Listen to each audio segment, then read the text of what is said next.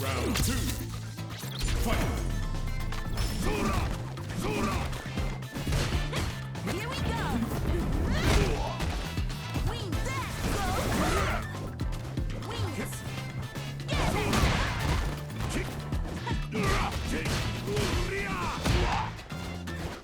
Good man! Go! Go!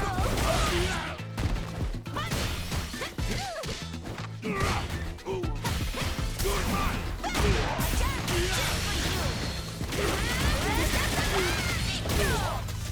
Wing that! Go! Go! Wings! Get ready! Jackhammer! Yeah! Good man!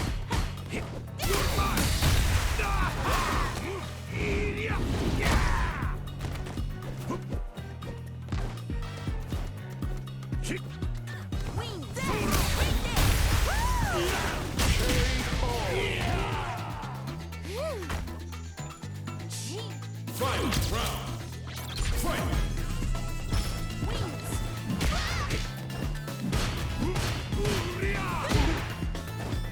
Good man! Oh no!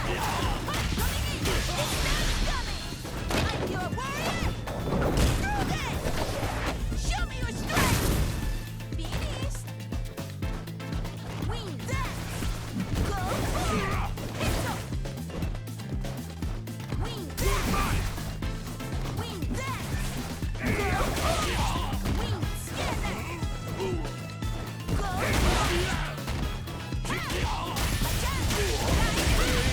Nicely done! Lily wins!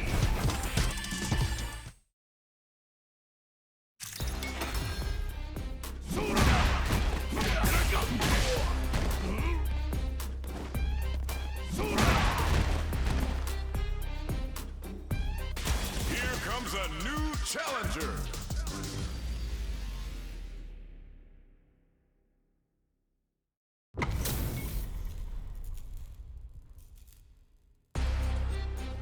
Show me round one.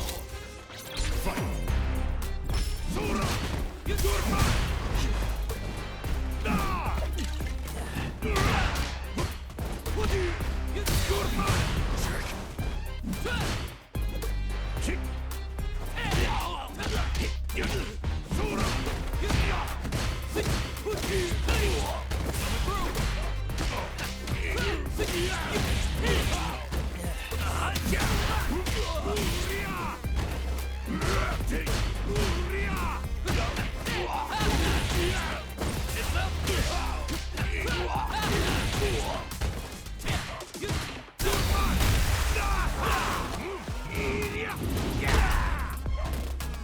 Zora!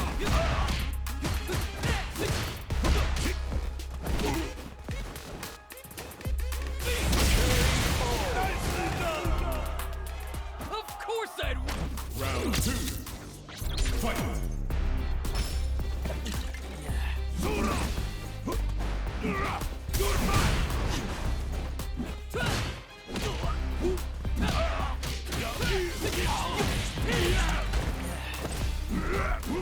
Good man!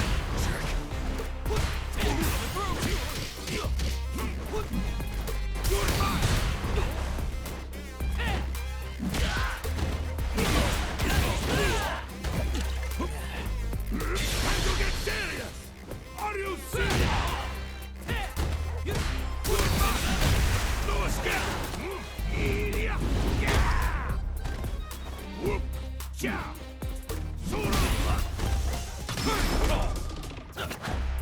Is that all you got?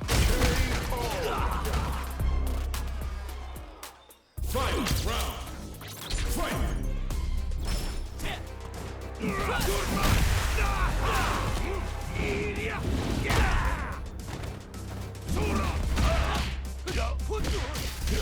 Good man! Zora! Good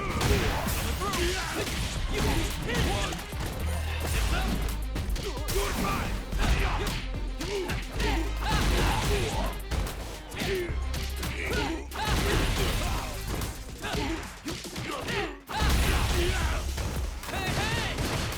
sweet spot!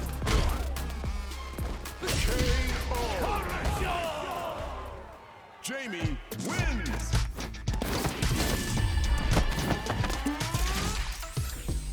Round one. Fight! Yeah! Good man! No escape! Kick! Good man! That will do it! Yeah! Sora! Good man! No escape! Yeah!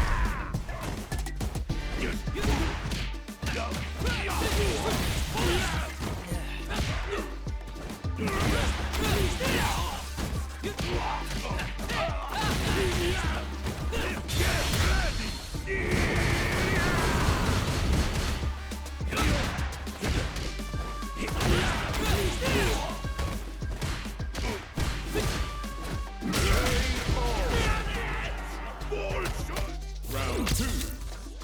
Fight!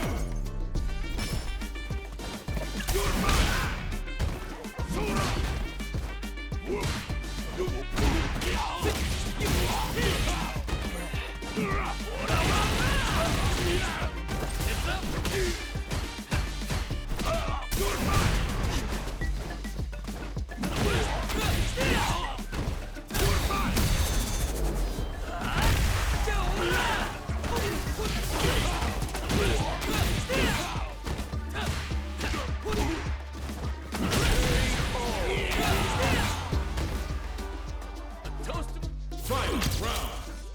Fight!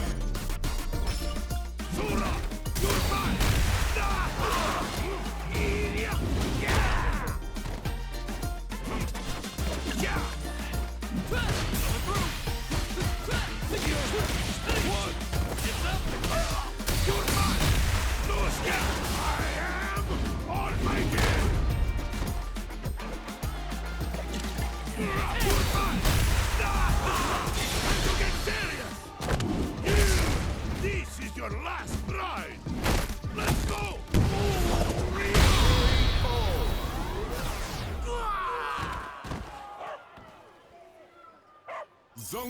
Gief wins! Round one. Fight! Sora! Good man! That ain't the plan.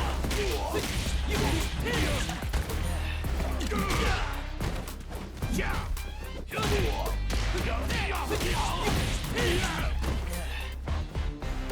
Whoop! Hit! Sora!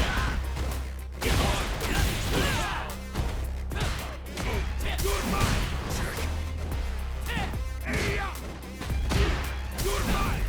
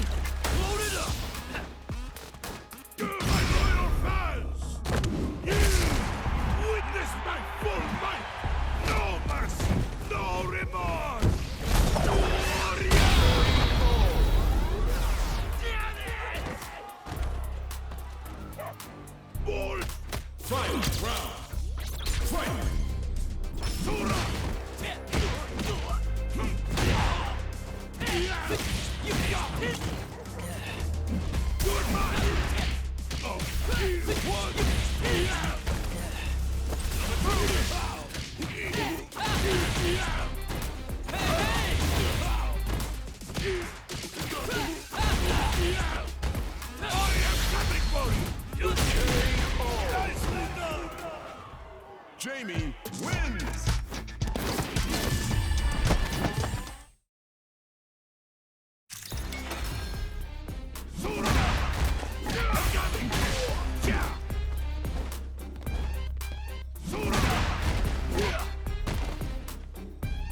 Here comes a new challenger!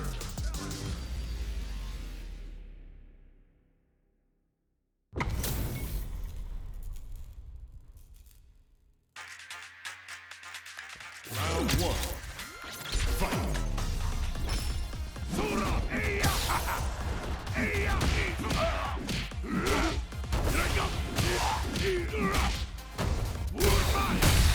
No escape! I am on my game!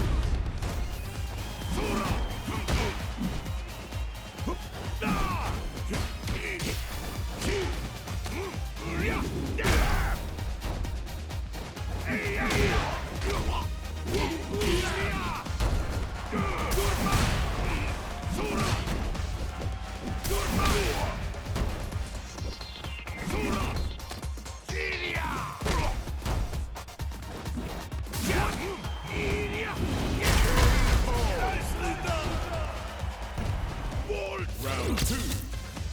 Fight!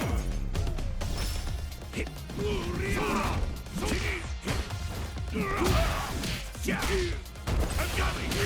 You're mine! Take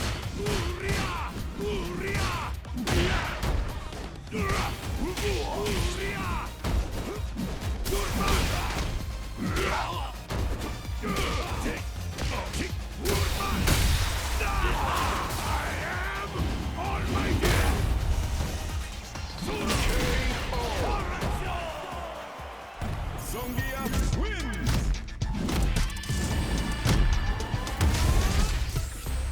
Round one. Fight!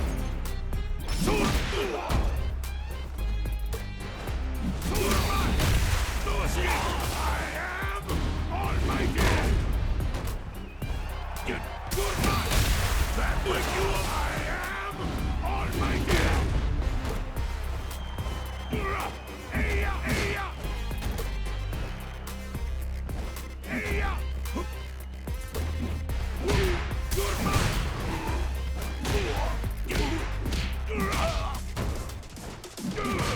You're mine!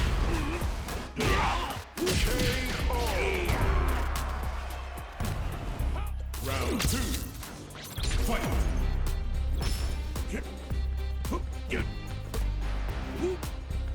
Yeah, you're mine!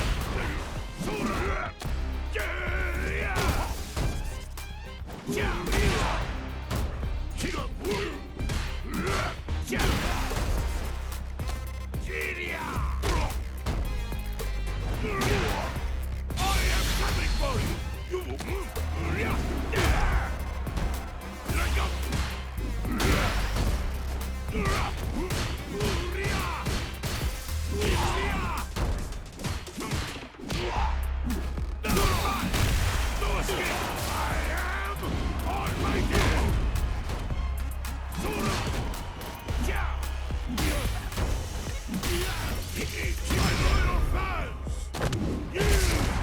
Witness my full might! No mercy! No remorse! Nicely done! Gief wins!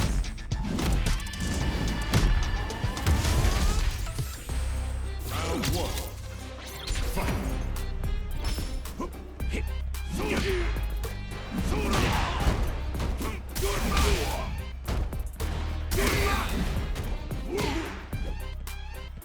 I'm coming! You're mine!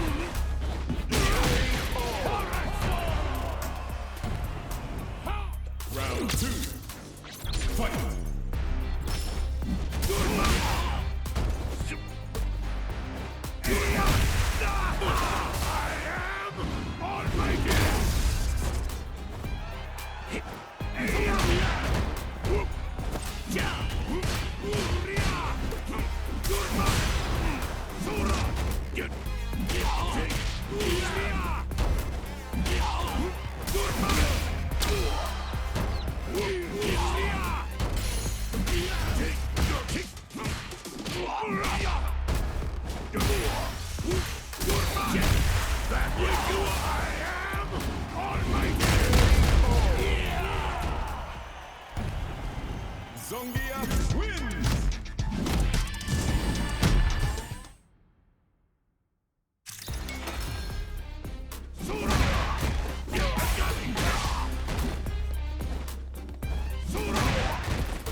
Here comes a new challenger!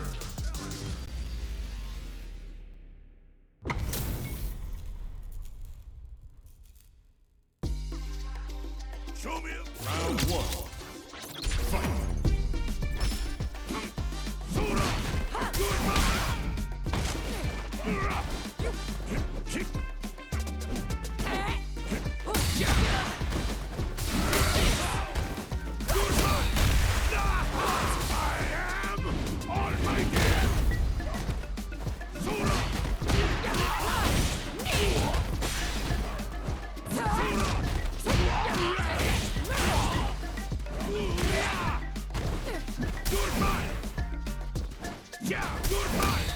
I've got you!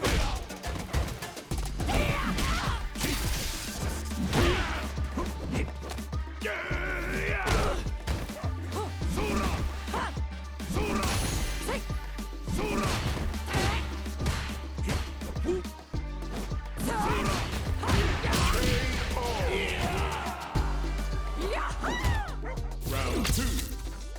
Fight!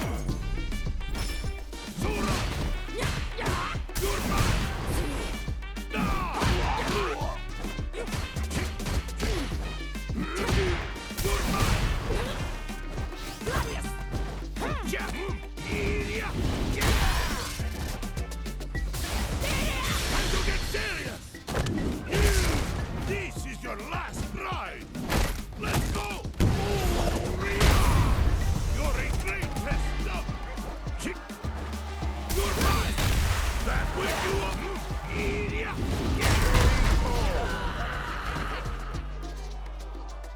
Fight! Round! Fight!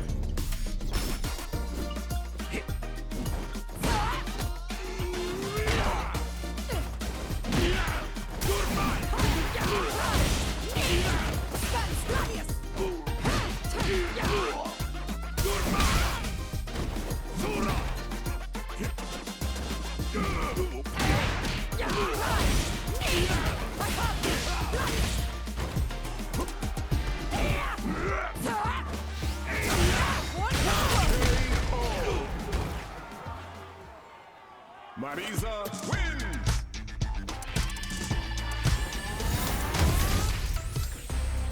Round one. Fight!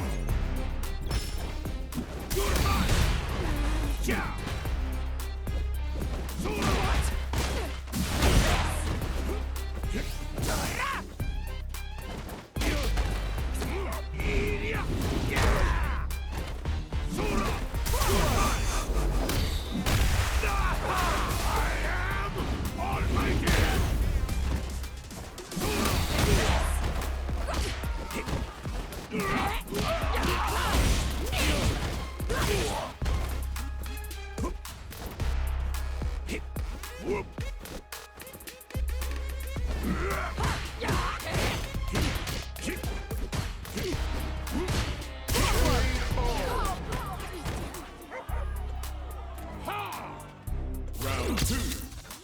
Fight!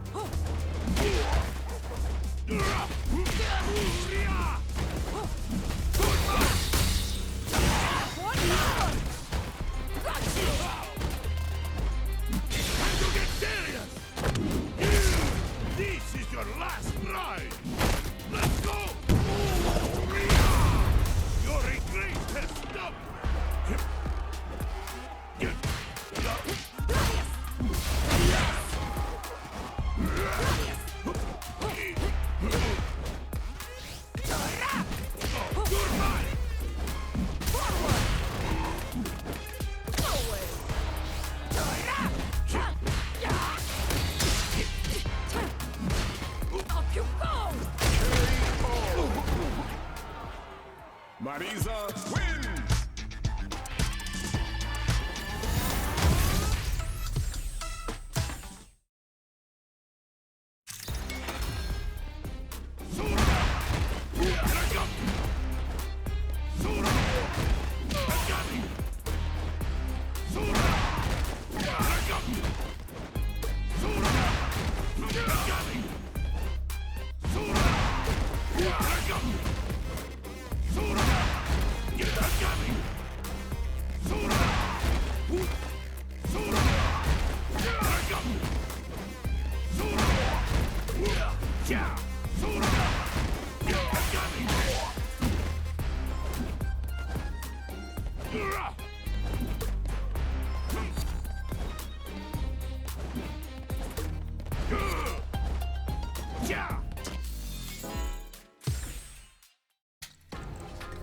First special online. Ranked match.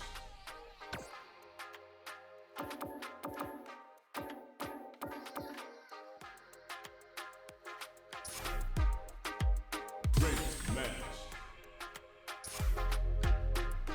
Special practice. Tutorial.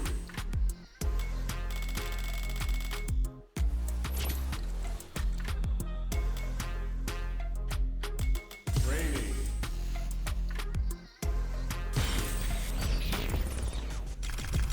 Rangers Hut. I've been a failure, I've been a success. Sangya. I'm like a diamond, I shine. Behold this body of Trying earth! to learn all my lessons. I realize right, I gotta I'm count ready. on my blessings.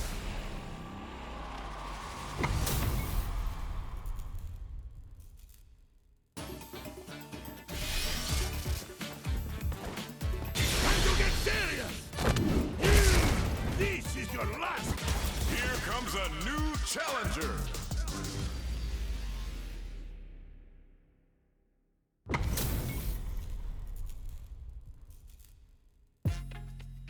Show me everything you... Round one. Fight. That will you up! Iria! Yeah! Sura! Durma! Sura! Take Uria! Yeah! Uria! Yeah!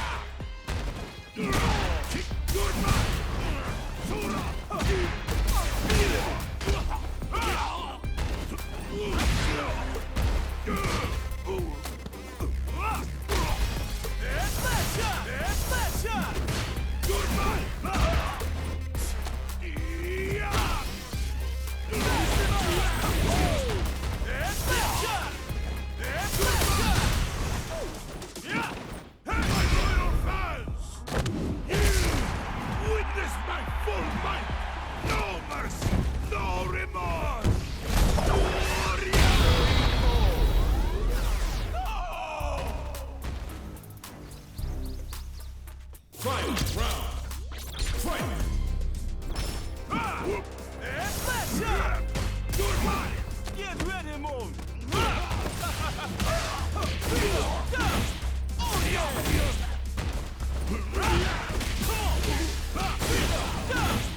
These knives getting red! Hey, hey, hey! Yo, wake up, Moon! You dig that?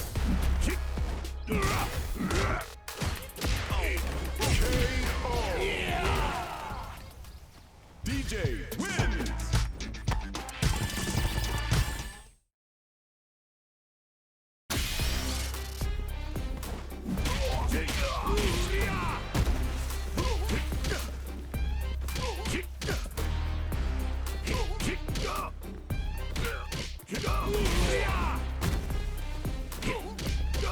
Here comes a new challenger!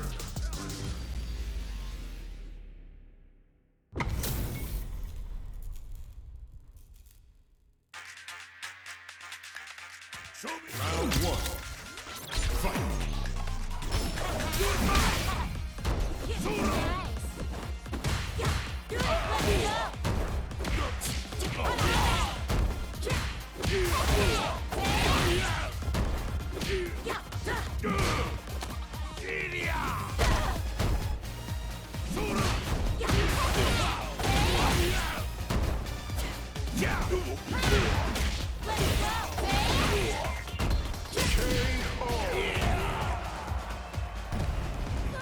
Round two. Fight!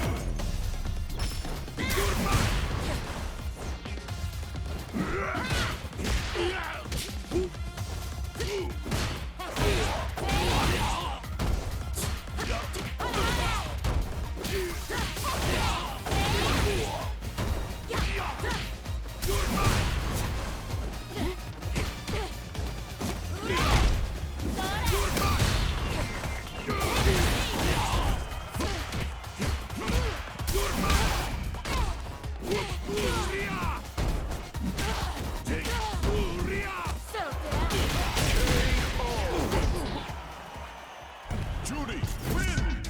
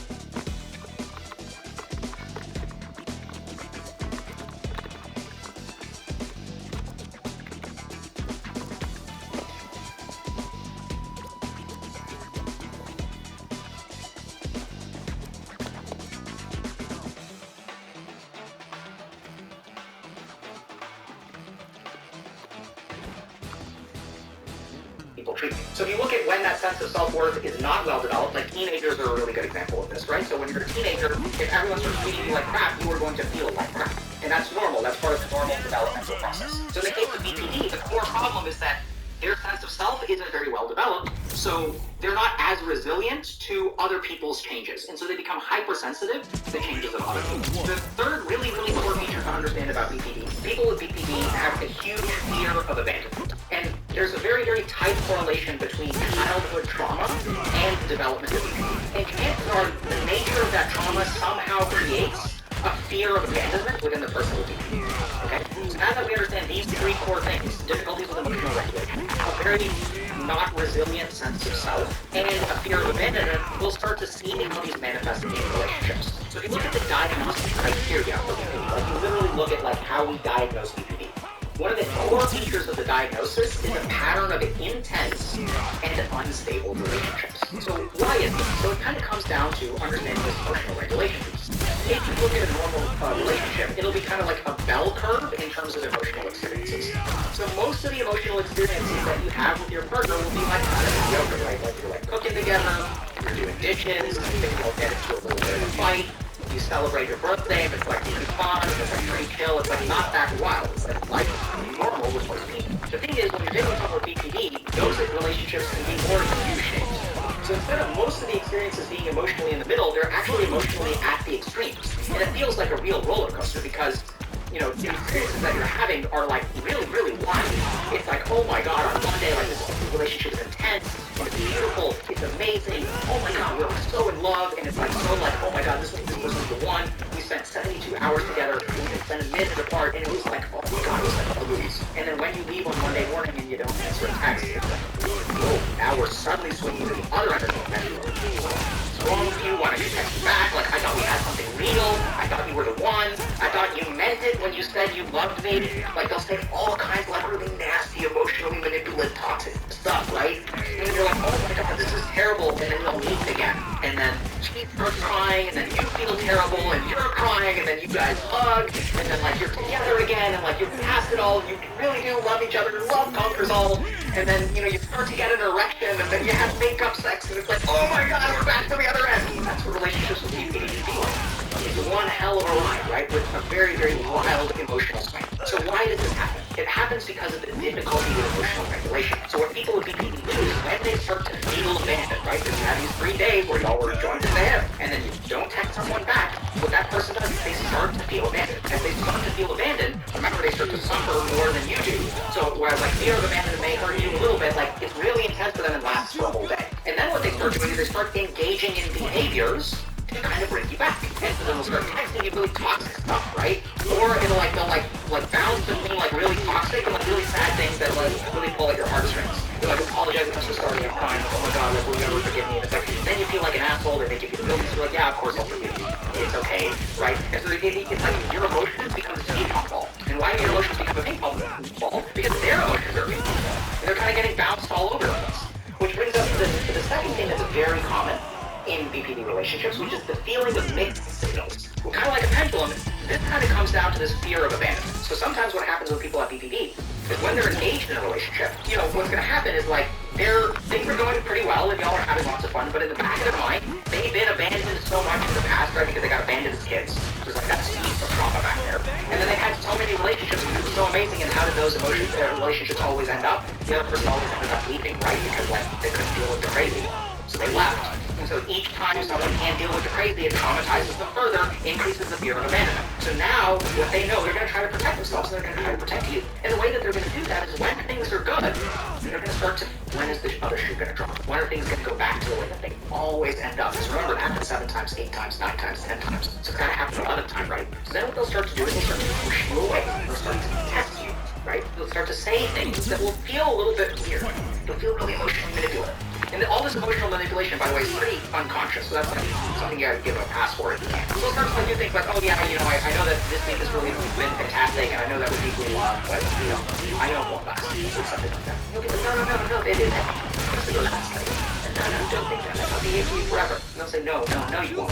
You're just saying that today, but tomorrow it'll change, right? No relationships last forever. You're like, no, baby, no. And so then you reassure them. So let's think about what's happening in that moment. Remember that they have difficulty regulating their own emotions, so what they rely on is you to regulate their emotions.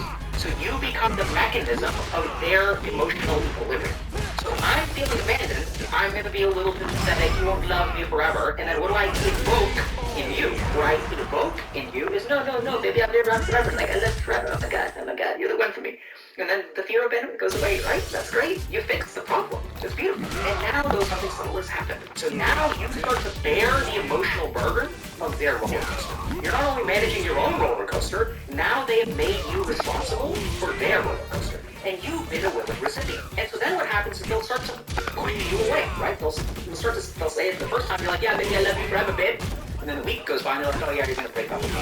But no, I won't. And then a month later, they're saying it again. And they can manifest in other ways too. But they start to push you away. They start to do things that kind of piss you off. They start to pick fights. And then you're like, fine, you want me to leave? I'll leave. And so you get fed up and you walk the door. Now all of their fears have become true. And so then what they do is they activate a completely different circuit, which is reeling you in. So now that they're actually being abandoned, there's the fear of abandonment, and then there's the actual abandonment. And when they start to become abandoned, they activate a whole other set of survival mechanisms to pull you back. Because, oh my god, now it's happening. The sky is falling. Everything is falling apart. Engage emergency techniques. DEFCON 5. And so now they completely changed their tune. I'm so sorry. Will you ever forgive me? I'm such a piece of crap.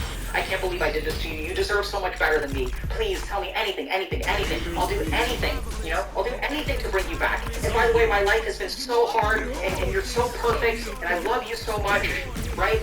And this is when we get into a third thing that kind of happens. Actually, we'll table that for a second. So then what happens is they engage in all of these behaviors. They'll go full speed ahead on whatever they can do to bring you back. Anything you want, anything you want, anything you want. Just come back, just come back, just come back. And so they say, I've changed. Babe, I've changed, I'll do anything for you. And then you come back. And now you're here again, right? So all of those survival mechanisms disappear. All of those reeling you in mechanisms disappear. And now the fear that you're going to abandon them again happens again. And then they start pushing you away, pushing you away, pushing you away. And so this cycle repeats over and over and over again. People get fed up with it and they're done. Like honestly, like I was talking to one of my patients a couple years ago who was a gamer. And they were saying like, you know what this feels like? Is it feels like I'm in a game of Mortal Kombat and I'm fighting against Scorpion. And Scorpion's like, get over here. Jerks me in and then uppercuts me all the way back across the screen. And as soon as I'm over there, it's get over here again, jerking me back. So you're getting jerked this way and jerked back that way, and it's like, it's too much to handle. So the third thing that we're going to talk about, and it relates to this, right? So once you've gone away, they're like, I'll do anything, please, please, please. The third thing that people with BPD do is something called splitting. So splitting is when you take, remember, it's not the bell curve, so most people aren't normal.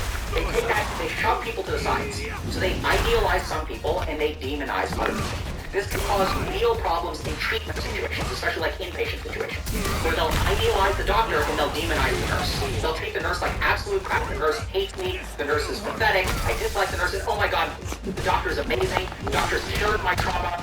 Like, you're the best doctor I've ever seen. And oh my god, I just wish the nurses were a little bit more like you. And then as a doctor, you're like, what do you mean by that? You're like, well, they're so cruel to me. And what they'll try to do is they'll split. They'll idealize some people, they'll demonize other people, they can create conflict because now the doctors are getting mad at the nurses, right? Because the doctors are like, oh my god, the patients with BP, you're like, you're so amazing, you're so awesome. And then you go and you're like, hey, we need to talk about this patient, the way that y'all are treating them. It's really appropriate, the way that y'all are not treating with compassion. And then they create conflict. What does that idealization look like in the relationship? And now we gotta pause for a second, right? Because when you date people with BPD, or when you see like crazy ex-girlfriends on like TV shows, or crazy ex-girlfriends, you gotta ask yourself, like, and everyone asks themselves, right? Why on earth are we dating these people, right? Like, why would you ever date a crazy chick or a crazy dude? And your family members and your friends are like, why on earth are you in this relationship? Like, I don't get it. It seems so toxic. It's like a roller coaster. And that's because they do not understand what it's like to be like. Because with this person, oh my god, if you have any iota of insecurity yourself, dating someone with BPD is the best thing you can do. Because people with BPD always end up with narcissists, by the way. Not always, but sometimes statistically there's a correlation. Because what happens is they idealize you. They're like, oh my god, for those 70 stars, you're so amazing. All my previous boyfriends have been so terrible. I've been abused so much. I'm so hurt. I was thinking about killing myself. Suicide was very common. But every time I talk to you, it makes it go away. Oh my god, I was so hurt and everyone is terrible and I'm suicidal. But the moment that I get that penis, everything gets better. You make it all go away. A lifelong of trauma just with your dick is just gone.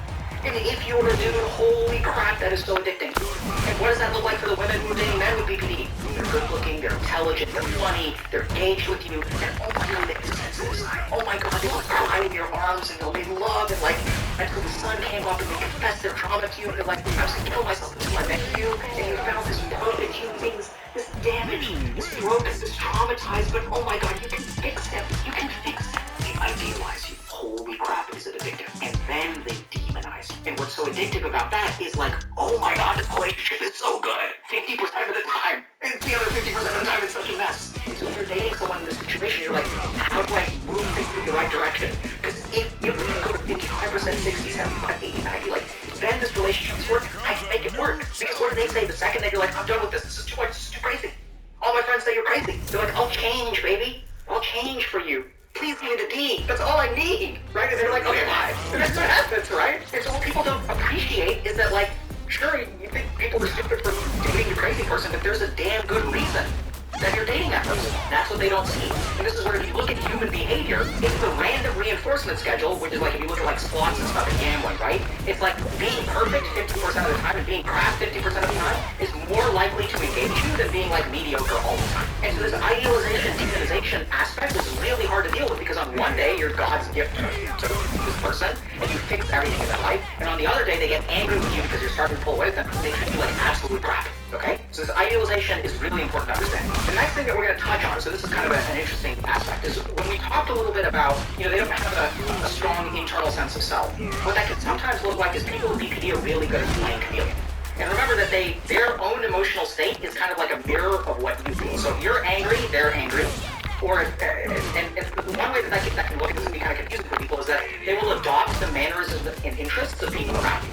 Sometimes you'll meet someone and it's like, wow, I'm into underwater basket weaving, and this person is like super into underwater basket weaving. I'm into anime, they're into anime, like, oh my god, I found a dude who like loves to like cook, like, that's amazing, like that's pretty cool, right? So I found a dude who loves to like organize things in glass jars in the pantry, like that's wild. And so some of the things that can be really confusing is when you first meet this person, they can start to become a little bit of a chameleon, and kind of like shape themselves to your interests. And then the problem is that as the relationship goes on, like that's not a genuine interest on their part, they were just kind of not really pretending, but they were absorbing a piece of your identity is a really bad way to put it. And then like it becomes kind of frustrating because you kind of feel like a little bit led on, you feel a little bit deceived. I don't think the deception is intentional, it's just people with BPD are a little bit like a mirror, where they like, what you see in them is what they see, right? So they start to become a little bit reflecting. Now if you're listening to this, and maybe you're a friend or family member who said like, oh my god, like why would you hate this person? Like I may be painting a really bad picture of, oh my god, clearly you gotta run for the hills, right? But no, actually you don't need to run for the hills. Like whether you run for the hills or not is ultimately like your choice. You have to really think about, but don't feel guilty either way. But I don't want you to leave them because they have BPD. I don't want you to stay with them because out of guilt. My hope is to educate you, and if you decide, hey, I really want to try to build a relationship with this person, I want to try to help you all understand this as best as you can. Okay, so how do you succeed in a situation like this? So the first thing is, don't flatter, okay? So like I shared at the very beginning, BPD is something that for the vast majority of people enters remission. And a stable relationship is something that can be really, really impactful and positive towards that. And the other aspect of talking about this, remember it's a roller coaster. So what that sort of means is that even if things feel really, really, really awful, if you can kind of be neutral for long enough, the awful periods will disappear. And even if things feel really, really, really, really amazing, that'll kind of like normalize too. So in a bizarre way, the main reason that I would say don't give up on people with BPD is because time is actually on your side. Things will naturally return to an equilibrium. So like, you don't have to react to a particular thing, which is the core of the problem, right? Is they have all of these behaviors, and we end up reacting to them. And then as we react to their behaviors, we have a whole different set of behaviors, all Scorpion. And then we end up reacting to those. So we're sort of felt like, it feels like we're being like yo-yoed back and forth in this relationship. So as best as you can, try not to give up and remember that things will return to equilibrium. The second thing that I would strongly, strongly recommend is that you do your best to set boundaries with compassion. So this is actually really hard, but like people with BPD will interpret meaning in actions that you have that is not what you meant. So for example, let's say I'm dating someone with BPD, they'll text me and I don't answer their text because I'm at work. They will feel the reason I'm not texting them is because I don't like them, or I don't love them, or I met someone else. These are the kinds of thoughts that go through their head, and I know this because I've had tons of patients with BPD. And so what I do as a psychiatrist is try to help them understand that, okay, like you can have that emotional reaction, but the way you're reading the situation isn't necessarily, and so what we try to do is we try to set boundaries with them. Hey, I may not be able to text you at work, but you don't want to do it in an emotionally reactive way, and you want to try to do it as compassionately as possible. And the whole problem in relationships with BPD is that when we set boundaries, there's a lot of negative emotion associated with it. I don't know why you constantly text me. What do you expect? I can't text you all hours of the day. I have a life. And ooh, that's the worst thing to say, because now you have a life, and you have a life outside of them. And that evokes the fear of abandonment. It's happening again. And so it's this whole cycle and mess. So instead what you want to do is set boundaries, but set it with compassion. Hey, I'm sorry that I wasn't able to answer your text. The truth of the matter is sometimes when I'm at work, I can't afford to be distracted. I'm sorry that hurts you. I recognize that hurts you. I'm going to think long and hard about what I can do about that. I do really care about you, but there's some things that, I can't do for you. And that boundary setting can also be in relation to like emotional.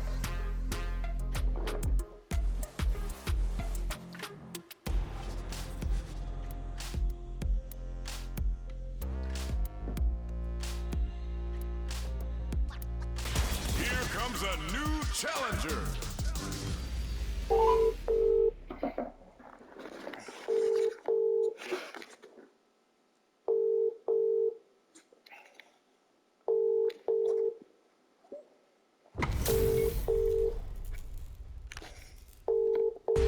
This is the Vodafone voicemail. Show me everything you have! An honor, to be sure.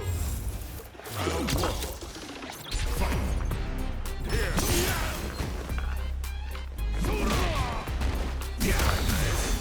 Goodbye! No escape! More point for a ride! Technique!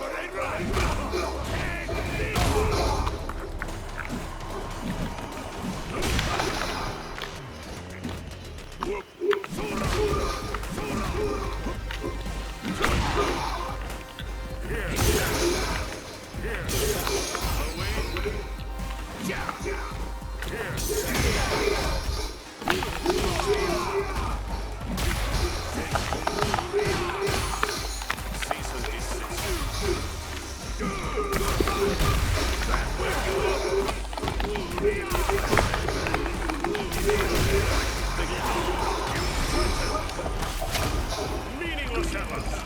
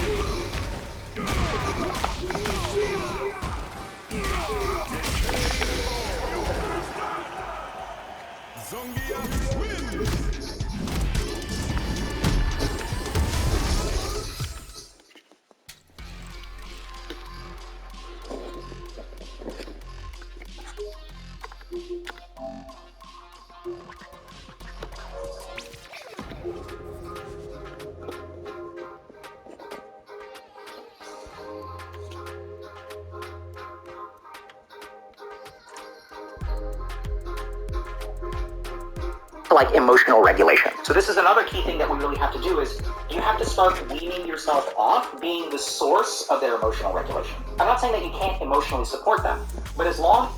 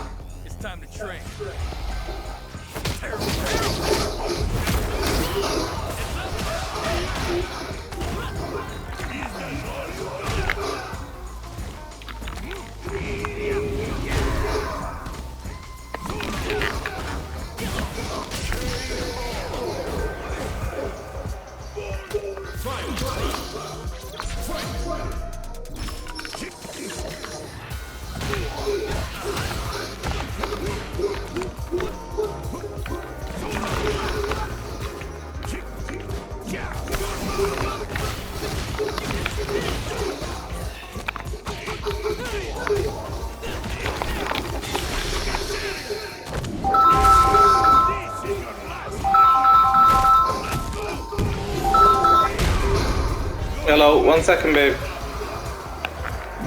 Oh, let me wait. Let me call you back in 2 minutes. Oh, bastard. All right, good.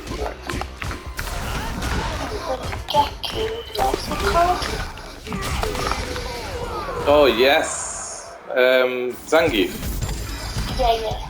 Yes, fine. Got platinum just now. Flash it, babe. Made platinum, baby. Oh, you did that in like 2 days. So now I just need to see if I lose a game now, will I drop out of the Platinum League? Yes. No. And I didn't even record it. What's this? Well, I'll save recent gameplay. Last